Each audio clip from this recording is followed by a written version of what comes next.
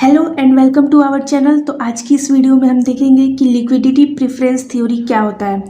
इस थ्योरी को दिया था British economist John Maynard Keynes ने अपनी book the general theory of employment interest and money 1936। इस बुक में केन्स साइंटिस्ट ने लिक्विडिटी प्रेफरेंस थ्योरी को दिया था, जिसमें वो बताते हैं कि जो लोग हैं वो पैसे को कैश में क्यों रखना चाहते हैं। मीन्स पैसे को कैश में अपने हाथों में क्यों रखना चाहते हैं लोग।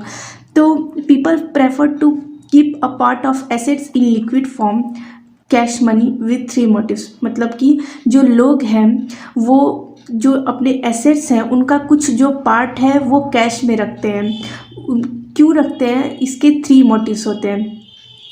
एसेट्स का मतलब होता है कि वो सामान जिससे आप पैसा बना सकते हैं। जैसे कैश खुद ही पैसा है जिससे आप कोई भी सामान खरीद सकते हैं। व्हीकल्स, आपके पास गाड़ियां हैं तो आप उनको बेच के उससे पैसा ला सकते हैं। मीन्स ऐसी चीज़ें जिससे आप मनी बना सकते हैं वो एसेट्स होते हैं। आपकी इनकम, आपकी पूंजी जो है वो आपका एसेट है। तो 3 मोटिव होते हैं कि लोग क्यों पैसा रखना चाहते हैं हाथ में कैश में। तो इसके 3 मोटिव है। पहला मोटिव है transaction motive. Means transaction motive का मतलब ये होता है कि लोग डेली का जो ट्रांजैक्शन करना होता है, जैसे बाइंग डेली मिल्क, डेली जो दूध खरीदना होता है, सब्जियां खरीदनी होती हैं, फ्रूट्स खरीदने होते हैं, वेजिटेबल्स जो भी खरीदने होते हैं। तो डेली के ट्रांजैक्शन के लिए लोग पैसा जो है कैश में रखते हैं। मीन्स अगर मेरे पास 1000 रुपीज़ है, 300 रुपीज़ जो है मैं अपने कैश में रखूँगी और 700 अपने बैंक में डिपॉजिट कर दूँगी और 300 मैं अपने डेली के काम के लिए यूज़ करूँगी। तो इसे बोलते हैं ट्रांजैक्शन मोटिव। सेकेंड है प्रिकॉशनरी मोटिव। अगर मुझे कभी भी कोई काम आ गया, कोई इमरजेंसी आ गया, कभी किसी को इमरजेंसी में पैसा देना हो या फिर मुझे मेडिकल इमरजेंसी, किसी को अस्पताल ले जाना हो, हॉस्पिटल लेकर जाना हो, तो उन सब चीज़ों के लिए मैं थोड़ा पैसा अपने हाथ में रखूँगी, कैश में रखूँगी।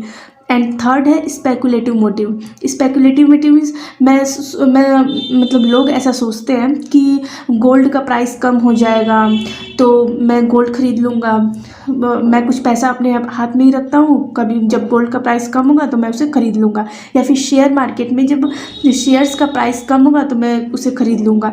ज़मीन का प्राइस कम होगा तो मैं उसे खरीद लूँगा, इसलिए मैं उसे हाथ में ही रखता हूँ। तो लोग ऐसा सोचते हैं कि अगर मेरे पास 20,000 है तो 10,000 मैं अपने हाथ में रखता हूँ ताकि मैं 10,000 का गोल्ड का प्राइस जब कम होगा तो मैं खरीद लूँगा, और बाकी का जो 10,000 है वो बैंक में डिपॉजिट कर देते हैं। तो स्पेकुलेटिव मोटिव से भी लोग अपने हाथों में पैसा रखते हैं और स्पेकुलेटिव मोटिव को एसेट डिमांड ऑफ मनी भी कहा जाता है।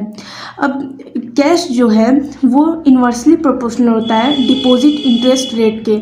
इसका मतलब ये है कि अगर बैंक में पैसा डिपॉजिट करने पर अगर ज़्यादा इंटरेस्ट हमें मिलता है तो हम ज़्यादा से ज़्यादा जो पैसा है वो बैंक में रखेंगे। इसकी वजह से जो कैश में पैसा है वो कम हो जाएगा। तो वही ये बता रहा है कि अगर कैश में पैसा कम, अगर डिपॉजिट इंटरेस्ट रेट बढ़ा दिया जाए तो कैश में पैसा जो है कम हो जाएगा। लेकिन अगर डिपॉजिट रेट जो है कम कर दिया जाए तो जो कैश का पैसा है वो ज़्यादा हो जाएगा। जैसे अगर बैंक में हम पैसा डिपॉजिट कर रहे हैं बट हमें इंटरेस्ट रेट कम मिल रहा है तो हम सोचेंगे कि कम ही पैसा डिपॉजिट करते हैं, बाकी पैसा हाथ में रख लेते हैं, कैश में रख लेते हैं। तो ये दोनों एक दूसरे के इन्वर्सली प्रोपोर्शनल है कि अगर बैंक इंटरेस्ट रेट हमें ज़्यादा देगा तो हम बैंक में ज़्यादा पैसा रखेंगे और हाथ में कम पैसा रखेंगे। बट अगर जो बैंक है वो इंटरेस्ट रेट कम दे रहा है तो हम ज़्यादा पैसा कैश में रखेंगे और कम पैसा बैंक में डिपॉजिट करेंगे। तो ये है लिक्विड प्रेफरेंस थ्योरी।